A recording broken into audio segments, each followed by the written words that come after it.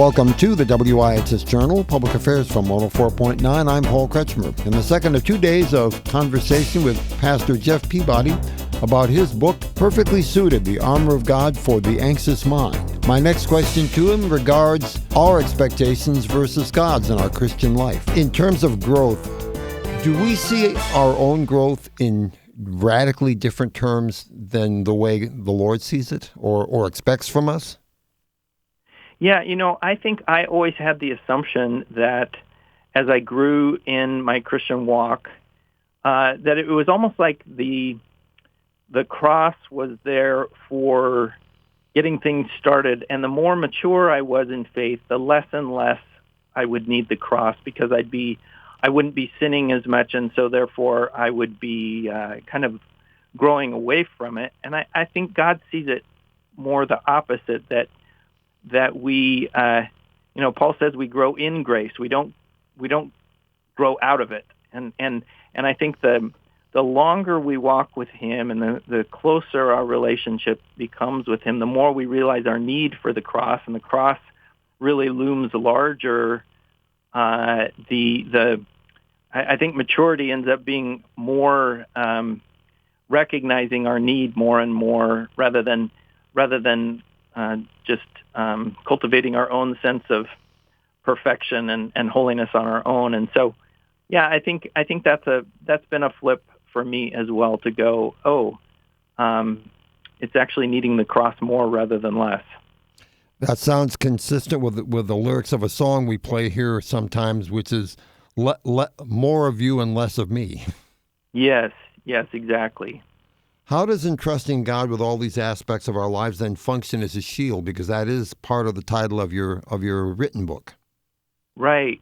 Well, I think that was the thing. I began to look at the armor of God a little bit differently because, as I said, growing up in a Christian home, I had learned about the armor of God all the time growing up and singing about it, hearing messages about it, and the emphasis for me had always been on the picking up and putting on of the armor, and again, that puts it back on my effort to hold and maintain this, when really the idea is it's God's armor and it's a gift to us, and I think really ultimately it comes down to Christ and our ultimate defense before God, our ultimate defense before God's judgment is Christ taking on our judgment for us. And so then he himself becomes our shield and our protection, and he's our safety when we're with him. But that's God's gift, and it was helpful to me to read in Paul's passage that in Ephesians where he says to pick up and put on the armor, it could really be translated to sink into the armor, and I like that because that's so much less about my effort, and it's you sink into a couch or something, and it's recognizing what He has there for us already. I'm going to ask a question kind of with a view towards someone who has just become a Christian. They've turned their life over to Jesus Christ. They've sought forgiveness, and He has forgiven them, and redemption is theirs. How often do you think people get derailed early on in their walk with the Lord because they have the illusion that now that I belong to Jesus, the problems that everyone else deals with who doesn't know Him are all going to magically disappear, and it's going to be wonderful. And then when the first big thing comes along, that's very human and very, very daunting, it tends to put a serious cloud of question marks or anxiety in their mind because they thought things were going to be wonderful, and yet they're still dealing with some of the same issues that other people do. Right.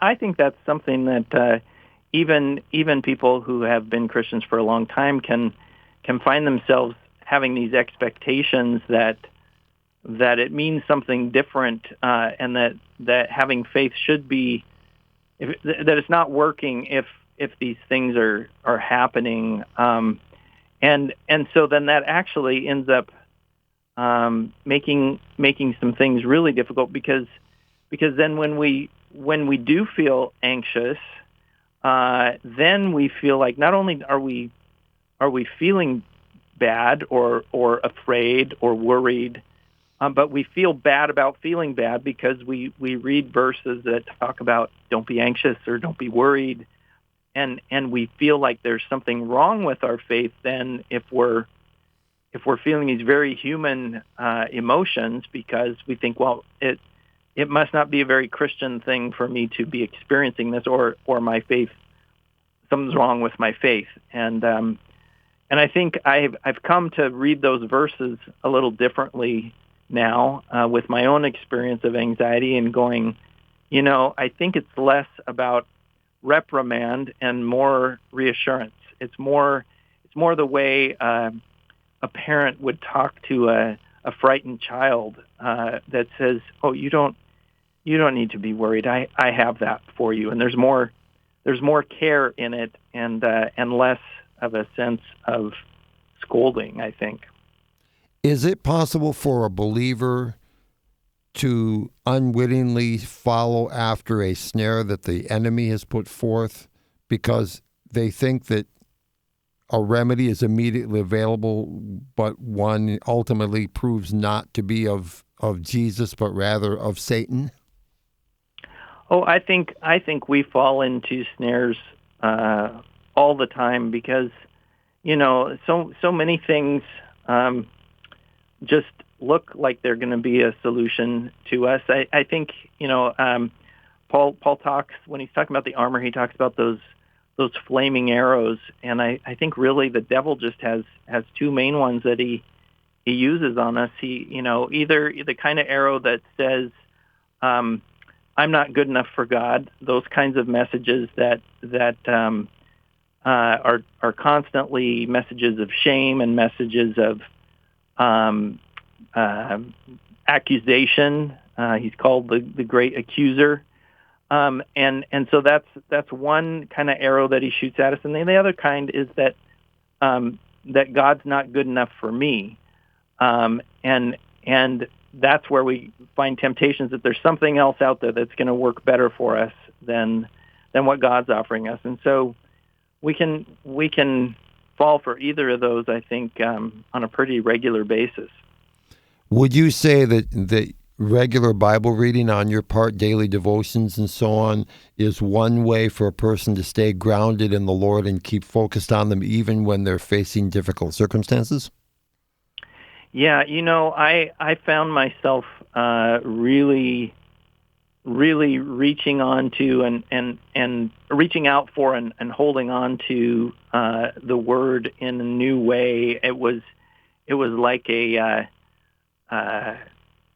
somebody just dying of thirst, just gulping it down, and I needed it constantly. I would say that the other thing that proved really significant and important for me was to lean into relationships. I mean, I think, right off the bat in Scripture, God said it wasn't good for people to be alone, and so often when we are in a place of deep despair and anxiety, we withdraw and we want to isolate, and it could be a sense of shame or again a sense of self-protection, and one of the best things for me in my own anxiety was to lean into relationships and experience the grace of God through other people. That proved really powerful. Thank you very much for your time, sir. Pleasure speaking with you. Thanks so much for having me on. It's been great to be here. That concludes this two-part series with the Reverend Jeff Peabody, author of the book Perfectly Suited, The Armor of God for the Anxious Mind. For further information, call us at 860-346-1049. That's 860-346-1049, or email to office@wihsradio.org. That's office@wihsradio.org. The WIHS Journal is public affairs from 104.9 WIHS.